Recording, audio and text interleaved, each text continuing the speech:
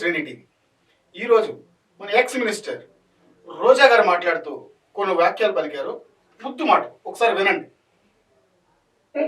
చేస్తున్నది ఒకటే పథకం కాబట్టి అది ప్రతి నెల మళ్ళీ మళ్ళీ అంటూ ఆ పెన్షన్ కార్యక్రమానికి వెళ్ళటం, ఏ విధంగా ఆయన చంద్రబాబు నాయుడు గారు చేస్తున్నది కేవలం ఒకే ఒక్క పథకం అంటున్నారు.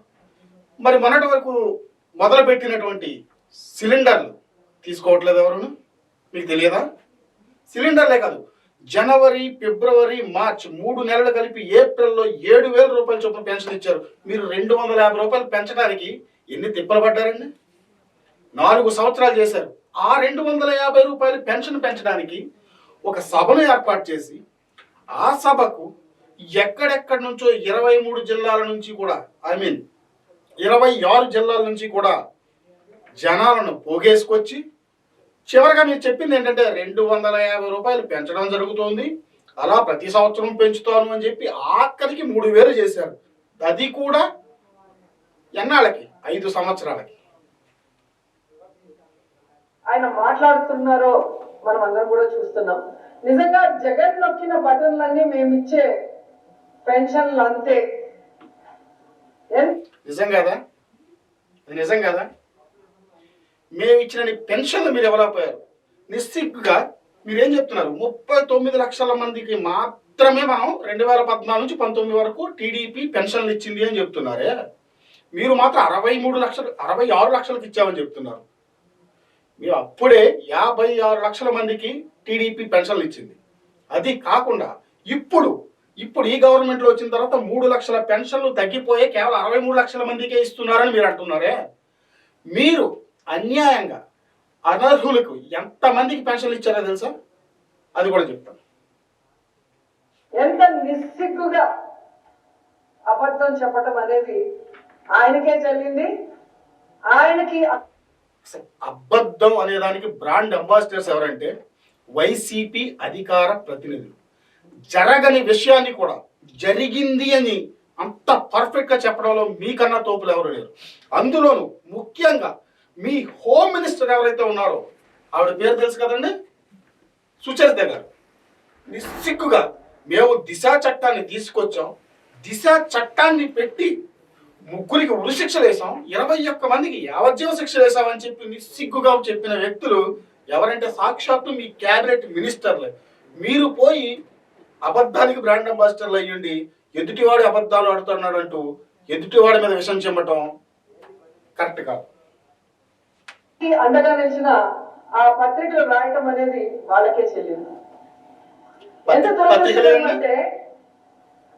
పత్రికలేండి సొంత మీడియా పెట్టుకుని, సొంత ఛానల్ పెట్టుకుని, కొన్ని ఛానల్ కొనేసేసి వేరే పత్రికలతో రాయించుకుని పత్రికలు 4th ఎస్టేట్ అనే పత్రికల్ని వ్యభిచార రూపంలోకి దింపిన వాళ్ళు కేవలం వైసీపీ పార్టీ, ఇంతకు మించి వేరే ఏ పార్టీ కాదు. చంద్రబాబు నాయుడు అధికారంలో ఉన్నప్పుడు 2014 to 19 దాదాపుగా ఒక్క సంవత్సరంలోనే అధికారంకి వచ్చిన ఒక్క సంవత్సరంలోనే 152 ఏదో తూతూ మంత్రంగా అరెస్ట్ చేశారు. కానీ ఎందుకు ఈ రోజు వరకు ఆ హాస్పిటల్లో ఉన్న సీసీ ఫుటేజ్ ని బయటికి ఇవ్వలేదు అని అడుగుతున్నారు. పాస్టర్ గారు ఆత్మహత్య చేసుకునే దానికి ఎలా కారణమయ్యాడో నిర్మూలిస్తామన్న మీరు చేయటమే. ఎక్కడ చూసినా బెల్ట్ షాపులు, గంజాయి, డ్రగ్స్. ఈ రాష్ట్రంలో ఉన్న యువత ఎక్కడ చూసినా బెల్ట్ షాపులు, గంజాయి, డ్రగ్స్.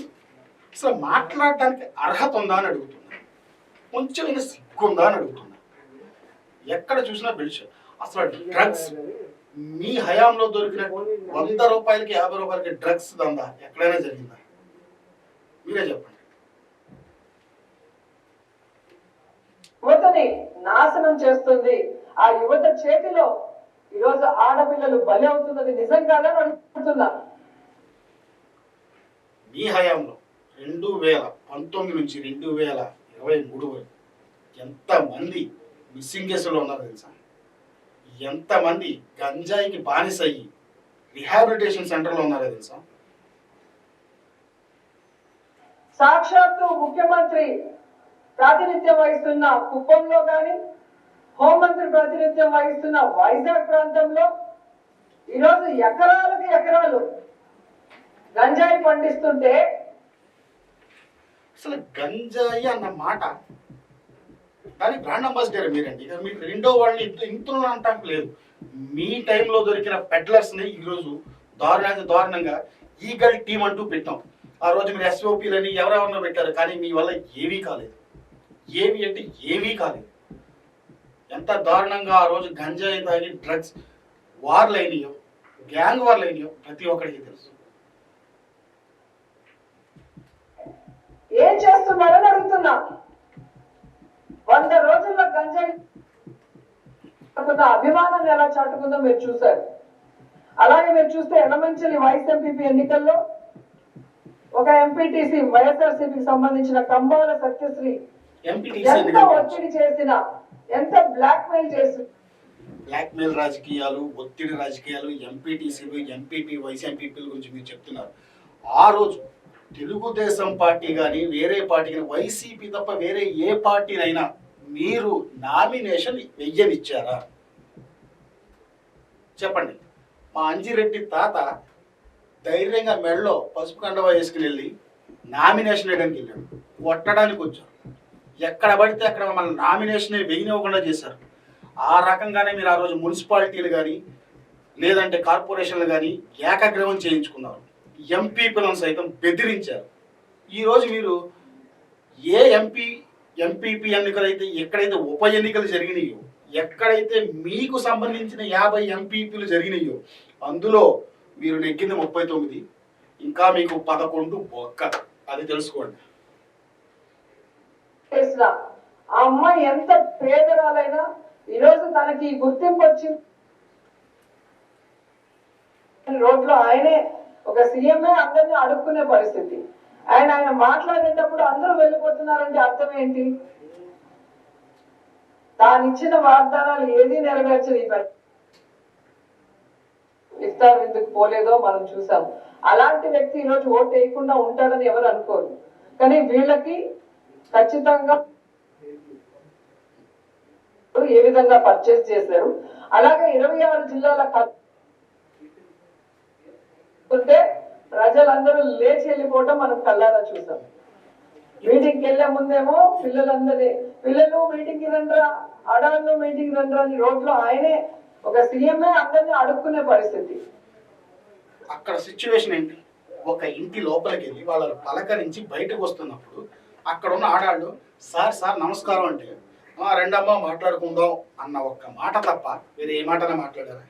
ఇంత వ్యంగ్యంగా మాట్లాడుతున్నారా? రెండమ్మ అని బతిమాలారా? ఆయన మాట్లాడేటప్పుడు అందరూ వెళ్ళిపోతున్నారంటే అర్థం ఏంటి? అసలు వెళ్ళిపోయిన వాళ్ళు ఎవరండి? మీ జలగన్న ఎవరైతే మీటింగ్లకు పెట్టారో కనీసం ఆ మీటింగ్లకు వెళ్ళేటప్పుడు ఒక బ్లాక్ షర్ట్ ఉన్నా లేదంటే బురకా వేసుకున్నా కూడా మీటింగ్ లోపలికి రానివ్వకుండా బయట నుంచే పెట్టి మీటింగ్ లోపలికి అందరూ వెళ్ళిన తర్వాత గేట్లు బంద్ చేసి గోడలు దూకి పారిపోయిన చరిత్ర అక్కడికి వచ్చిన జనాలది. ఇది ప్రతి టీవీకి తెలుసు, ప్రతి మీడియా ఛానల్కి తెలుసు. పేపర్లో పెద్ద పెద్ద అక్షరాలు రాశారు. జగన్ అన్న ఫోన్ ఎత్తుకోగానే మైక్ పట్టుకోగానే జనాలు పారిపోయిన చరిత్ర మీరు. తానిచ్చిన వాగ్దానాలు ఏది నెరవేర్చని ఈ పెద్ద మనిషి మళ్ళీ వాళ్ళు ఊరికే చెప్తా ఉంటారు అంతే. ఎందుకంటే క్లియర్ కట్ గా టీడీపీ వాళ్ళు ఊరికే చెప్తా ఉంటారు అంతే. ఈవిడే పని పాట లేకుండా కూర్చుంది. రేపో మాపు లోపలికి వెళ్ళేవాడు. వాళ్ళే అసెంబ్లీలో అలాగే శాసనసభలో శాసన మండలిలో రెండిట్లో ఆన్సర్ ఇవ్వడం జరిగింది. దీనికి ఎంత అమౌంట్ కేటాయించారు, దాని R&B ద్వారా ఎలా టెండర్లకి ఎంత అమౌంట్ కేటాయించారు. దాదాపు తెలుగుదేశం పార్టీ అధికారంలోకి వచ్చిన తర్వాత 19,000 కిలోమీటర్ల రోడ్లను బాగు చేయడం జరిగింది. ఇప్పుడు యుద్ధ ప్రాతిపదికన 2,000 కోట్ల రూపాయలు కేటాయించి రోడ్లను వేయటానికి కేవలం వచ్చే 3 నెలల్లోనే రోడ్లను వేయటానికి ప్రణాళిక సిద్ధం చేస్తోంది. మీ కాలంలో రోడ్లు ఎలా ఉన్నాయంటే ఎక్కడో గుంటల మధ్యలో అక్కడక్కడ ఒక రోడ్డు ఉండేది. ఆ గుంటల్లో పడి చనిపోయిన వాళ్ళు కొన్ని 100 మంది 1000 మంది. ఏనాడైనా రోడ్ల మొహం చూసారా? తాడేపల్లి నుంచి ఇక్కడికి కూడా జగనన్న ఎప్పుడు ఫ్లయింగే చేసేవాడు. పక్కనున్నా కూడా గుంటూరు నుంచి తాడేపల్లి నుంచి ఎక్కడికి వెళ్ళాలనో ఆయన ఎక్కేది హెలికాప్టర్ మాత్రమే ఎక్కేవాడు. ఎందుకంటే సొమ్ము అయింది కాదు కదా, ప్రభుత్వ సొమ్ము, ప్రజల సొమ్ము. కేటాయించారు, ఏ విధంగా పర్చేస్ చేశారు, అలాగే 26 జిల్లాల కలెక్టర్లకి ఆ అమౌంట్ ఎలా, దాదాపుగా 2,72,000 కోట్ల రూపాయల్ని ఈరోజు డీబీటీ నాన్ డీబీటీ కింద ఇవ్వడం జరిగింది. కానీ ఈరోజు మీరు చూస్తే దాదాపుగా ఇక ఇల్లు కట్టించడం, ఇలా తీసుకుంటూ పోతే ఎంత అభివృద్ధి చేశారు, ఎంత సంక్షేమం. మేము పెట్రోల్ డీజిల్ ధరలు తగ్గించాము, మేము కరెంటు ఛార్జీలు తగ్గించాము, మేము నిత్యావసర వస్తువుల ధరలు తగ్గించామని చెప్పి. పెట్రోల్ డీజిల్ ధరలు తగ్గించారా? ఎక్కడ తగ్గించారండి? సేమ్ పక్క రాష్ట్రంలో ఎంత ఉంది, దాని మీద 10 పైసలు ఎక్కువే ఉంది. కరెంటు ఛార్జీల ఈ రోజుకి కూడా, ఇప్పుడు కూడా సోషల్ మీడియాలో నిన్న వచ్చిన కరెంట్ ఛార్జీల బిల్లు మీద కొంతమంది ట్రోల్స్ చేస్తే ఏం పెట్టారు తెలుసా? అయ్యా చంద్రబాబు గారు, ఇది ఎప్పుడో 2 సంవత్సరాల క్రితం కట్టాల్సిన 200, 300, అప్పుడు నేను ఇంట్లో లేను, నేను ఇప్పుడే అద్దెకి దిగాను, ఈ ట్రూ అప్ ఛార్జీలు నేనెందుకు కట్టాలి అని చెప్పి కొంతమంది ప్రశ్నిస్తున్నారు. ఇప్పుడు ఆ ఇంట్లో అద్దెకి దిగినందుకు ఆ 2 సంవత్సరాలు 3 సంవత్సరాల క్రితం ఛార్జీలు ఏవైతే ట్రూ అప్ ఛార్జీలు ఉన్నాయో ఈ వ్యక్తి భరించాలా? మతుండే మాట్లాడుతున్నారా అని చెప్పే దమ్ము ధైర్యం ఉందా అని అడుగుతున్నా. సంఘాలు, వైఎస్ఆర్సీపీ అందరూ కూడా వాళ్ళని చంపించడం, వాళ్ళని హ్యూమిలేట్ చేయడం, వాళ్ళని కిడ్నాప్ చేయడం. ఎందుకంటే ఈరోజు మీరు ఇప్పుడు వైసీపీ గురించి ఆవిడ మాట్లాడుతున్న మాట ఇచ్చిన ప్రకారమే ఒక రోజుకి 70 మంది మహిళల మీద, పిల్లల మీద అఘాయిత్యాలు జరుగుతున్నాయి. అది ఆవిడ పార్టీలో జరిగిన విషయం. ఎంత దురదృష్టకరమో ఒకసారి చూడండి. సో ఇప్పటికైనా ప్రభుత్వం మేల్కొనాలి. ఆడవాళ్ళ రక్షణ, ఆడవాళ్ళ భద్రత మీద కేబినెట్ లో డిస్కస్ చేసి ఈ దిశ యాప్, అలాగే ఆడవాళ్ళ రక్షణకై శక్తి యాప్ని ఆంధ్రప్రదేశ్ ప్రభుత్వం తీసుకురావడం జరిగింది. ఈవిడ చెప్తున్న దిశ యాప్ వచ్చి అదొక దిక్కుమాలిన యాప్. కేవలం చెప్పాను కదా, ఇందాక చెప్పాను సుచరిత గారు ఏం చెప్పారు అనేది. 3కి ఉరి శిక్ష చేసేసాం, 21 మందికి యావజీవ శిక్ష చేసేసాం. అసలు చట్టం అంటూ చేస్తే అది పార్లమెంట్లో చేయాలి, స్టేట్ క్యాబినెట్లో కాదు అన్న ఇంకిత జ్ఞానం కూడా వీళ్ళకు ఉండదండి. ఈవిడ క్యాబినెట్ మినిస్టర్. ఈవిడ గురించి ఫైనల్ గా చెప్తాను.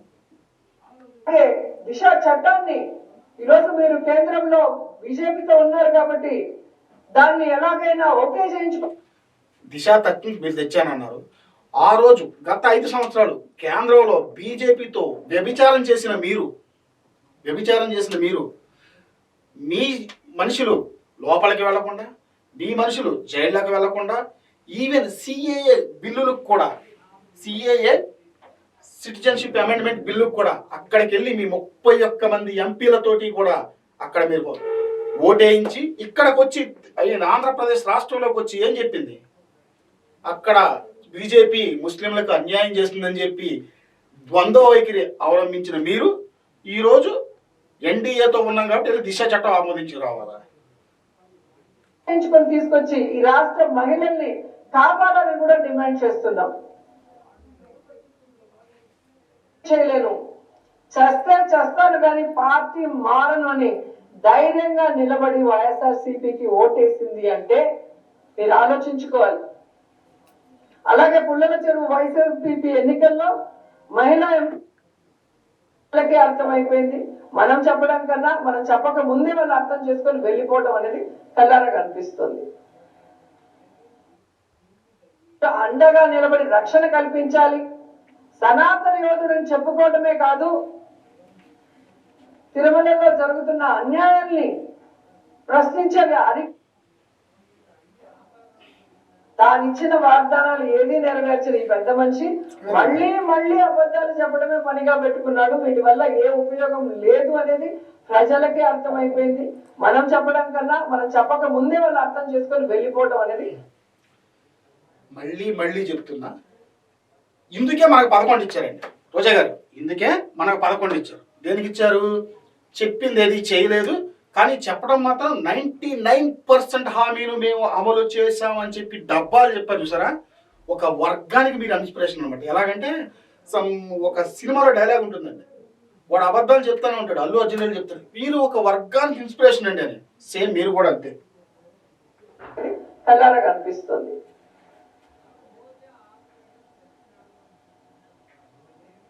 అండ్ పవన్ కళ్యాణ్ గారు ఎక్కడ నిద్రపోతున్నారో నాకైతే అర్థం కాలేదు. మొన్న తెలుగుదేశం పార్టీ వాళ్ళు చేసిన వెకిలి డ్రామా. పవన్ కళ్యాణ్ గారు నిద్రపోతున్నారంట. పవన్ కళ్యాణ్ గారు ఈ రాష్ట్రంలో ఉన్నారని మేము ధైర్యంగా చెప్పగలం. మీ జగన్ ఈ రాష్ట్రంలో ఉన్నాడా? ఇంతకు ముందు ఎక్కడో పక్క రాష్ట్రంలో ఉండేవాడు ఈ రాష్ట్రానికి ప్రతిపక్ష నేత ఏంటి అని అడిగారు. ఎక్కడో బెంగళూరు యలహంక ప్యాలెస్ లో ఉండేవాడు అసలు ఈ రాష్ట్రానికి వచ్చి నాకు ప్రతిపక్ష హోదా ఇవ్వండి అని మమ్మల్ని అడుక్కోవడం దేనికి మేము అడుగుతున్నాం. మీరు పవన్ కళ్యాణ్ గారి గురించి మాట్లాడుతున్నారు. డ్రామాలకి, వెకిలి డాన్సులకి వచ్చి పడి నవ్విన వ్యక్తి ఈరోజు తిరుమలలో మద్యాన్ని అమ్ముతూ విచ్చలవిడిగా తాగుబోతులు మాడ వీధుల్లో తిరుగుతుంటే, అలిపిరి చెక్ పోస్ట్ దగ్గర గంజాయి దొరుకుతుంటే, ఈ అలిపిరి చెక్ పోస్ట్ దగ్గర గంజాయి, మీరన్నట్టు మందు, ఇదంతా తమరి పరిపాలనలో వచ్చిందయ్యా. ఈ పరిపాలనలో దాదాపు కట్టడి 99% కట్టడి జరిగింది. సనాతన యోధుడు ఎక్కడికి వెళ్ళాడు? ఎందుకు ఈరోజు తిరుమల మెట్లు కడగట్లేదని ప్రశ్నిస్తున్నా. ఒకవైపు ఫార్మసీ విద్యార్థిని ఏజీఎం. మీరంటే తిరుమలలో తిరుపతిలో మీకు డైలీ ఉదయాన్నే 4 గంటల పని ఉంటుంది. మీతో పాటు ఒక 40-50 మందిని తీసుకెళ్తారు. ఒక్కొక్కరి దగ్గర 10,000 రూపాయలు వసూలు చేసుకుంటారు. రోజుకు ఒక 5 లక్షలు సంపాదించుకుంటారు. కాబట్టి మీకు రోజు కూడా తిరుమలలో పని ఉంటుంది. ఏ రకంగా అక్కడ మీరు అన్యాయంగా కాటేజీలు కానీ, తిరుమల దర్శనం టికెట్లు కానీ, ఇంతే కాకుండా ఏంటి తమరు ఉద్ధరించింది ఇంతే కాకుండా తమరు కట్టారే ఒక్క డెఫిసిట్ బడ్జెట్లో ఒక డెడ్ ఇన్వెస్ట్మెంట్. మీరు టూరిజం శాఖ మంత్రిగా ఉండగా వైజాగ్ ఋషికొండలో కట్టిన బిల్డింగ్ డబ్బు ఎక్కడది? టూరిజం శాఖదే కదా. దాన్ని కూడా కక్కిస్తారు. దాని మీద కూడా మీరు వస్తారు, కంగారు పడకండి. పులివెందులలో 5 స్టార్ హోటల్ కట్టారు కదా, ఎక్కడ దాకా ఉంది? పులివెందులలో ఏ మాత్రం టూరిజం ఉందని మీరు 5 స్టార్ హోటల్ కట్టారో దానికి ఒక డెడ్ ఇన్వెస్ట్మెంట్. దానికి కూడా మీరు సమాధానం చెప్పే రోజు భవిష్యత్తులోనే ఉంది. శ్రీనివాసుడి సన్నిధిలో తమరు చేసిన అరాచకాలతో సహా టిక్కెట్ల పంపకాలు, అమ్మకాలు అన్నీ కూడా మొత్తం వస్తే కంగారు పడద్దు. దీపక్ వేధించి ఆమె చంద్రబాబు నాయుడు చేయడానికి వేరే పని లేదు కాబట్టి, చేస్తున్నది ఒకటే పథకం కాబట్టి ఫెయిల్యూర్ అయ్యారు. రోజా గారు, ఒక్క విషయం మాత్రం ఫైనల్గా గుర్తుపెట్టుకోండి. మనం మాట్లాడేటప్పుడు గురువింద గింజ సామెత ఒకటి ఉంటుంది. మన ముడ్డి కింద నలుపు చూసుకోండి, మనం చేసిన అరాచకాలు చూసుకోండి, మన పిల్లలకు కొనిచ్చిన బెంచ్ కార్లు చూసుకోండి. ఒకసారి ఎక్కడి నుంచి వచ్చిందండి డబ్బు? ఒక్కొక్క టికెట్ ఎంత కమ్మారేంటి తిరుమల తిరుపతి దేవస్థానంలో? ఏ రోజు సామాన్య భక్తుడికి సంవత్సరానికి ఒక్కసారి దర్శనం జరగటం గగనమైన విషయం. అటువంటిది మీరు ఎప్పుడు వెళ్ళినా 50 మందిని కూడా వెంటేసుకుని ఎలా వెళ్ళారండి? చెప్పండి, అసలు మీకు ఎలా ఇచ్చారండి దర్శనం? దీని మీద మీరు ఎంత సంపాదించారో ఖచ్చితంగా విజిలెన్స్ విచారణ జరుగుతుంది. మీరేం కంగారు అడవద్దు.